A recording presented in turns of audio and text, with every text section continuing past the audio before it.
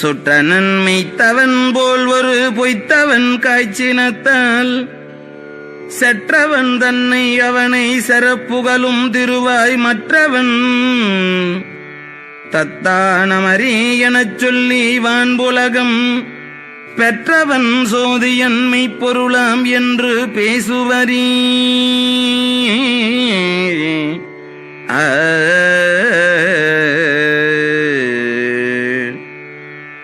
எப்பொருள் யார் யார் வாய் கேட்பெனும் அப்பொருள் மெய்ப்பொருள் காண்பது அறிவு என்பது வள்ளுவனுடைய வாக்கு. திருவள்ளுவர் நாயனாருடைய வாக்கிற்கு இணங்கை மெய்ப்பொருள் காண்பது அறிவு என்று பேசுகிறார்.